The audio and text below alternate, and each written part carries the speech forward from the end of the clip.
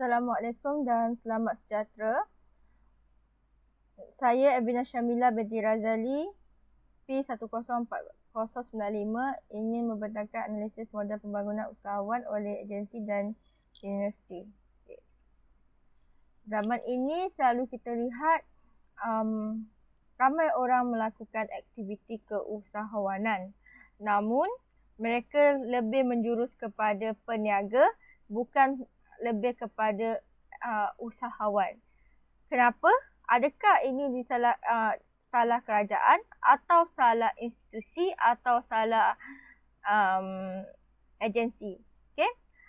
Hal ini saya akan bincangkan dalam presentation saya hari inilah. Okay. Apa itu usahawan? Siapa golongan usahawan ni? Okay. Usahawan ni adalah golongan individu yang mampu berfikiran kreatif dan inovatif dalam mencari peluang untuk mencipta reka bentuk produk yang baru. Okey. Tetapi mengikut slide saya ni, mengikut Anderson, beliau menegaskan bahawa usahawan ni merupakan individu yang menguruskan pertumbuhan perniagaan. Ya.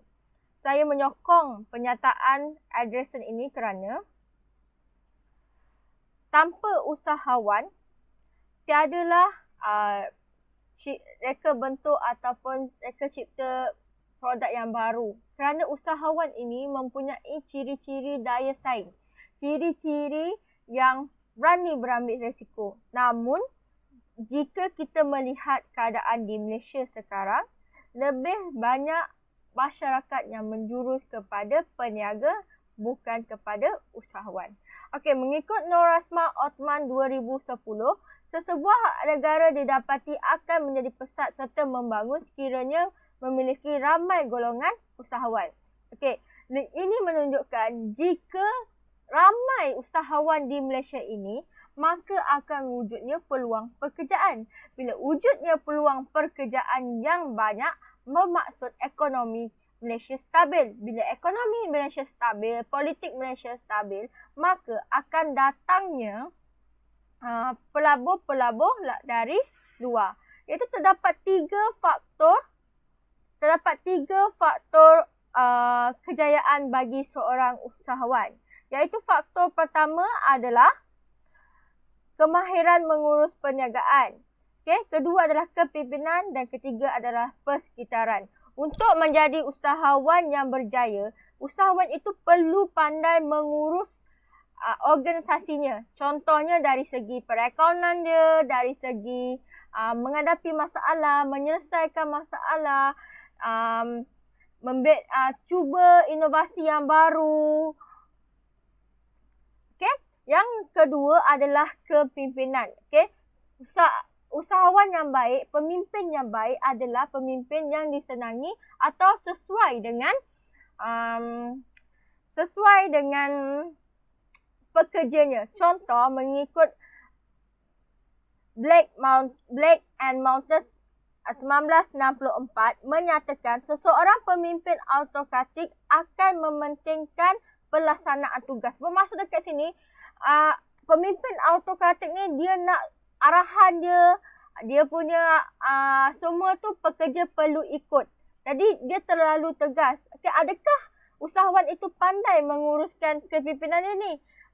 Betul ke dia menggunakan autokratik atau dia ingin menggunakan kepimpinan demokrasi, iaitu setiap keputusan, setiap perkara dia mengikut, dia akan bertanya kepada pekerja-pekerjanya. Jadi kepimpinan ini juga menjadi salah satu faktor kejayaan bagi usahawan.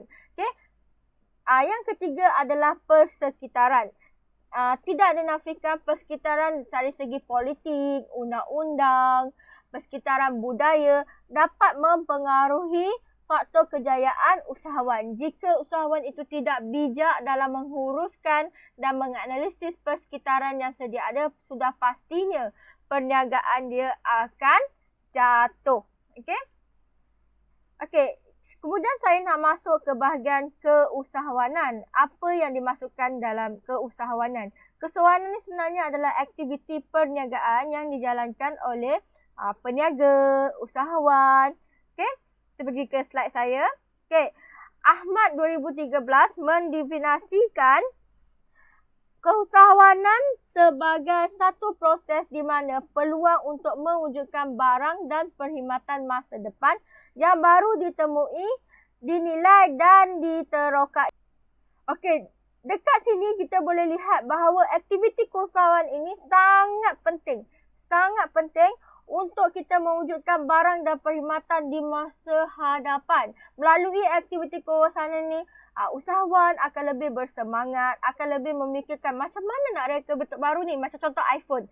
iPhone 7 dah ada, iPhone 8 dah ada, iPhone 12 dah ada. So, dia akan wujudkan teknologi-teknologi yang semakin canggih. Kalau kita tengok, dekat China sekarang telah menggunakan 6G. Berbanding dengan kita, masih lagi di teknologi 5G. Baru nak masuk. Okey, kita tengok melalui Ali Kiani 2017. Dia menyatakan bahawa keusahawan ni adalah ejen ekonomi yang aktif dalam potensi untuk berkembang sebagai peristiwa penting ke arah pembangunan ekonomi. Ya, betul. Kita tengok keadaan COVID. Kalau tak adanya aktiviti keusahawan, maka kita punya ekonomi lumpuh. Okey? Dan semua kegiatan-kegiatan lain susah untuk kita jalankan kerana melalui aktiviti keusahawanan ni kita dapat menjana income, menjana kita punya pendapatan. Okey. Selain itu, kalau kita tengok dalam dasar keusahawanan nasional 2030, okay, ada 6 elemen yang diterapkan oleh Tun Dr. Mahathir punya AJK, iaitu ada 6, iaitu teras strategik, iaitu memudayakan keusahawanan dalam segenap masyarakat. Strategi 2, mengoptimumkan sistem kawalan selia dan capaian pada pembiayaan kewangan, merangsang pembangunan usahawan bersepadu holistik, memacu pertumbuhan ekonomi melalui perusahaan, memantapkan prestasi mikro, kecil dan mikrosedana, mengantarabangsakan perusahaan ni. Kenapa agaknya kerajaan nak susah-susah buat dasar keusahawanan nasional ni? Okay. Ini kerana kalau kita lihat dengan seperti Amerika Syarikat, seperti China. China merupakan negara pertama dunia yang mempunyai ekonomi yang sangat stabil. Kenapa?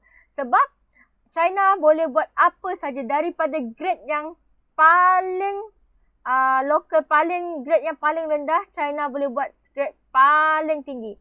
Okay, jadi maksudnya dekat sini aktiviti keusahawanan ini sangat penting dalam membantu masyarakat kita. Okay, slide ke seterusnya. Okay, pendidikan dan pembangunan pembangunan usahawan.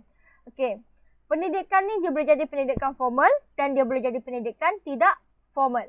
Okay, jadi pendidikan formal tu adalah pendidikan seperti kita belajar di universiti, kita belajar di sekolah, iaitu perlukan persekitaran yang formal. Manakala pendidikan yang tidak formal ini adalah pendidikan yang kita dapat berdasarkan pengalaman, daripada pembacaan kita. Okay? Jadi itu adalah pendidikan yang tidak formal. Jadi apa kena mengenai pendidikan ni dengan usahawan? Okay. Untuk menjalankan aktiviti keusahawanan ni juga, kita memerlukan pendidikan supaya kita dapat menjalankan perniagaan kita dengan lebih baik. Okay? Selain itu, masyarakat di Malaysia kita boleh lihat memang kurang sangat mereka punya minat terhadap usahawan.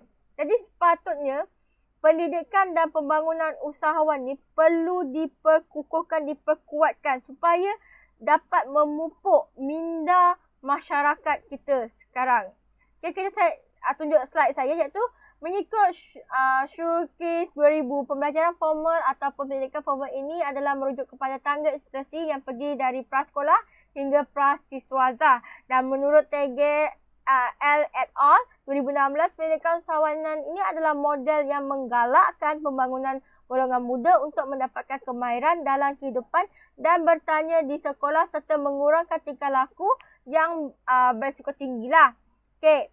Jadi dekat sini saya nak simpulkan bahawa pendidikan keusahawanan itu sangat penting untuk kita memupuk minda masyarakat atau membentuk ciri-ciri usahawan, kita perlu keluar daripada kotak. Kita tidak boleh lagi hanya bergantung kepada swasta dan kerajaan untuk mendapat pekerjaan. Kita perlukan terapkan kepada pelajar daripada sekolah rendah lagi untuk mewujudkan aktiviti keusahawanan. Dengan itu, kita punya negara akan lebih maju. Okey. Okay, jadi kat sini mengikut teori Lamke and Das ada 5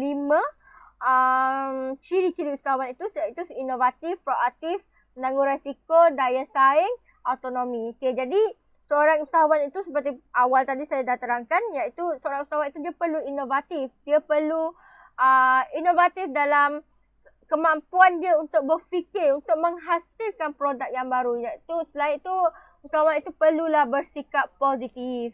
Kalau usahawan itu dia hanya macam sekejap je, oh okey, saya dah gagal dan tak nak cuba lagi. So, tak baik untuk perniagaannya. So, usahawan itu perlulah proaktif. Okay. Yang ketiga adalah menanggung risiko. Okay. Bila kita menjadi seorang usahawan, kita akan ada macam-macam risiko. Risiko kerugian, risiko kehilangan perniagaan, risiko kebakaran, risiko kemalangan. Okay, dia bergantung kepada apa perniagaan yang kita ambil. Contoh saya ambil yang paling dekat iaitu Melindo Airlines. Kita tengok sekarang. Melindo Airlines tutup di Malaysia sebab apa? Sebab kesan daripada COVID. Jadi kat sini kita tengok usahawan juga menanggung risiko daripada persekitaran. Jadi untuk menjadi usahawan yang berjaya, dia perlu berani mengambil risiko. Okey. Kemudian kita tengok kepada ketahanan daya saing. Okay. Jadi seorang usahawan itu dia perlu mempunyai daya saing yang tinggi supaya dia boleh bersaing secara sihat dan dia akan berlumba-lumba untuk mencipta produk yang baru. Okay. Selain itu, usahawan itu pula perlu mempunyai autonomi. Apa itu autonomi? Okay, saya tunjuk slide saya minta maaf, saya tak tunjuk tadi. Okay. Autonomi ni adalah tindakan bebas individu atau pasukan dalam mengemukakan idea atau visi dan membawa hingga selesai. Maksudnya kat sini, usahawan perlu mengejar peluang yang ada depan mata dia. Kalau dia nampak, contoh macam COVID ni, dia nampak, okay, sekarang kena cipta vaksin. So, usahawan tak boleh lagi dah nak tunggu. No, dia kena buat sesuatu untuk mengejar peluang yang ada. Okay. Seterusnya, saya nak masuk kepada agensi yang saya pilih. Saya pilih agensi Perbadanan Nasional Berhad kerana saya quite familiar dengan PNS ni sejak daripada 6 tahun lepas kerana PNS merupakan scholarship saya, tajaan saya. Okay. PNS ni dia merupakan sebuah agensi yang dimiliki oleh Menteri Keuangan yang diperbadankan. Dia diberi mandat untuk menerajui pembangunan industri franchise di Malaysia. PNS juga mempunyai sasaran untuk menerajui perkembangan industri franchise di Malaysia dan membangunkan usahawan. Okey, saya cerita objektif utama PNS ini dia adalah membangunkan produk tempatan dan menyediakan khidmat serta skim-skim khas bagi franchisor and franchisee. Okay. Misi dan visi PNS ini ialah menjadi organisasi peneraju utama bagi pembangunan franchise lah. Dan misi dia adalah mewujudkan dan mengekalkan kemampanan organisasi perniagaan kepelbagaian dan menyediakan peluang pekerjaan. Okey, kita masuk ke senarai program PNS. Okey, kita masuk kepada senarai program PNS. Okey, PNS ada beberapa program tapi saya akan hanya terangkan beberapa program yang saya rasa patut diketengahkan dan patutnya umum tahu apa yang ada dalam senarai program untuk PNS ni.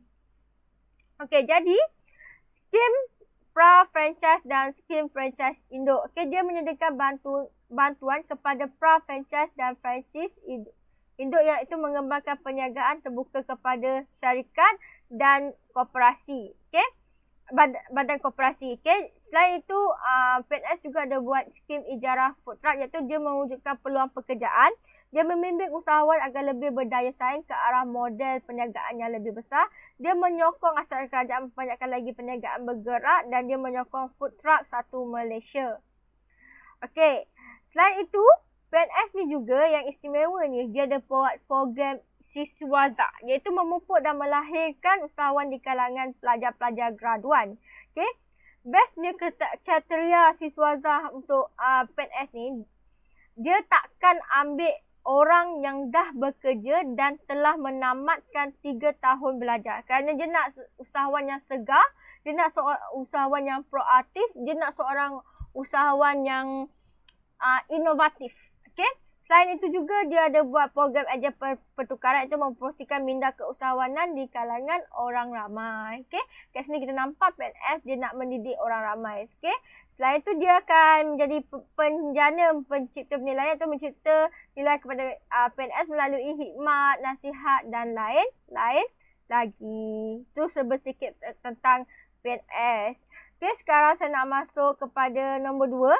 Saya nak masuk ke UiTM. Kenapa saya pilih UiTM? Sebab UiTM ni ada banyak cawangan dan dia punya perakaunan agak kuat dan dia punya program memang seperti lebih kepada untuk golongan muda.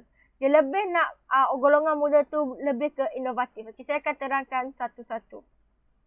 Minta maaf. Slide saya balik. Okay.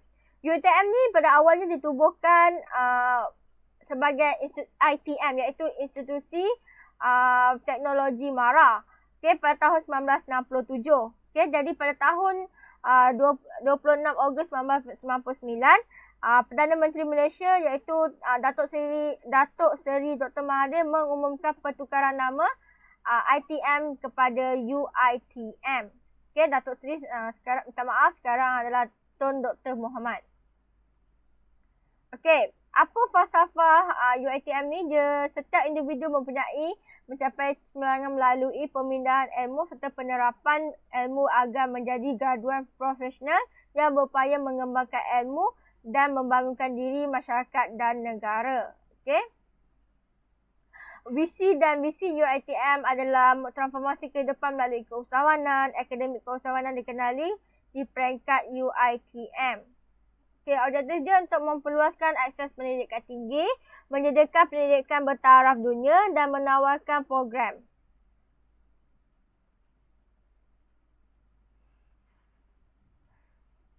Okay, ada beberapa peranan pembangunan modal insan keusahawanan, itu merancang dan melaksanakan latihan pembangunan iaitu menyelaras program. Okay, saya terus ke senarai program UiTM. Okey, di sini saya ingin tekankan iaitu UiTM menjalankan pelbagai lagi, saya ada jelaskan di saya punya Microsoft Word, tapi yang ini saya rasa menarik. Okey, iaitu Springboard Perniagaan Online, iaitu OBS. Perniagaan ini dijalankan secara atas talian berkembang pesat tahun ini dan akan dapat membantu meningkatkan isi rumah dan bagi objektif perniagaan online OBS ni, dia memberi pendedahan awal kepada pelajar untuk berniaga secara atas talian. Okay? UiTM memberi pendedahan awal kepada pelajar dengan meminta mereka untuk menjalankan perniagaan secara atas talian. Dengan selain tu, UiTM juga dia meminta pelajar untuk mempraktikkan teori yang mereka belajar semasa di dalam kelas. Okay. Nombor 2 adalah pembentukan inovasi idea. Okay. Inovasi perniagaan ini, inovasi idea ini produk dan perkhidmatan untuk pelajar. Dia menjalankan pertandingan. Dia menjalankan pertandingan di antara pelajar Shah Alam dan pelajar Puncak Alam. Semasa pertandingan ini berlaku, jadi pelajar dia dibenarkan berinovasi sendiri, menggunakan poster, menggunakan media massa, video dan apa sahaja. Selain itu, agensi ataupun wakil industri modal juga akan dijemput untuk program ini supaya mereka terdedah di alam sebenar dalam pertandingan, dan dekat situ juga pelajar akan merangsang diri mereka, motivasikan diri mereka untuk berinovasi. Okay, kalau kita tengok kepada YouTuberpreneur, okay, kita sedia maklum bahawa YouTube merupakan salah satu platform untuk menjana pendapatan. Okay, jadi di bawah program YouTubepreneur, di bawah program ni,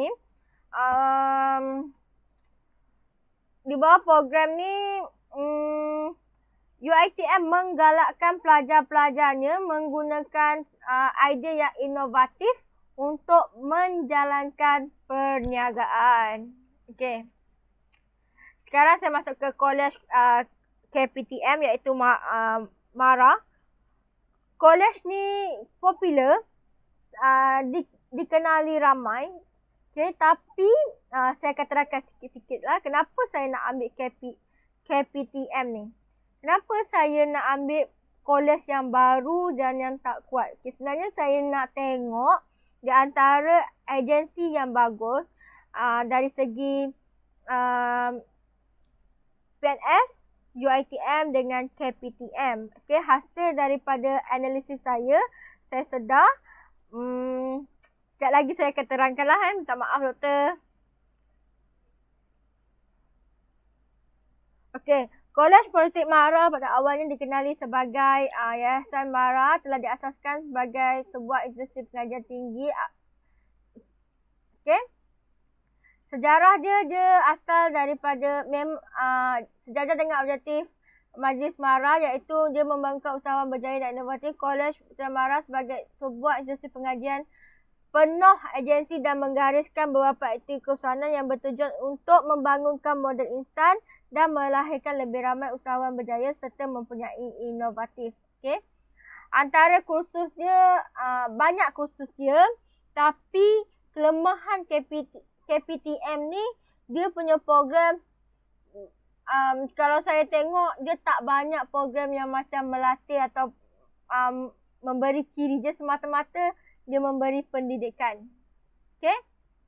Jadi objektif dia adalah graduat akan memiliki kemahiran yang diperlukan untuk menjalankan pelbagai pekerjaan pentadbiran dan pentadbiran sektor swasta, sektor awam, kerajaan dan pertubuhan bukan keuntungan. Graduan juga akan mempunyai pengetahuan dan mampu bekerja dalam pelbagai jawatan seperti perniagaan, pentadbiran, keuangan dan sebagainya lah. Okay. Saya sebenarnya nak bentangkan analisis model pembangunan keusahawanan ni. Hasil daripada penelitian saya dapati bahawa 5 ciri yang dinyatakan oleh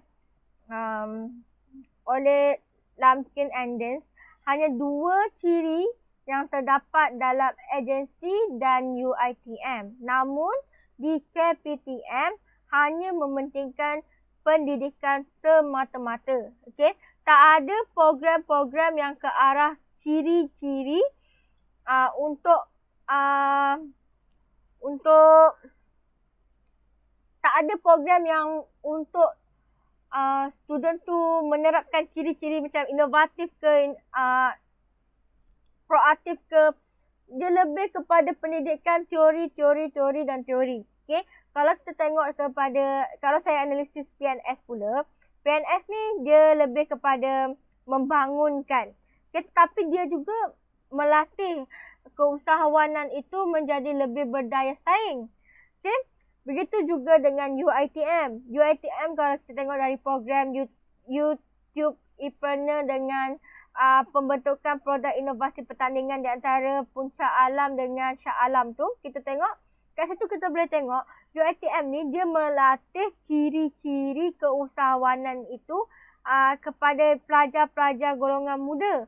Okay, kat situ kita nampak ciri-ciri keusahawanan. Namun selepas saya analisis ketiga-tiga ini dan saya dapati institusi pengajian kita atau agensi kita lebih kepada memupuk dan membangunkan minda keusahawanan, iaitu memberi pendidikan dan tidaklah menekankan ciri-ciri untuk menjadi usahawan itu. Mungkin atas sebab ini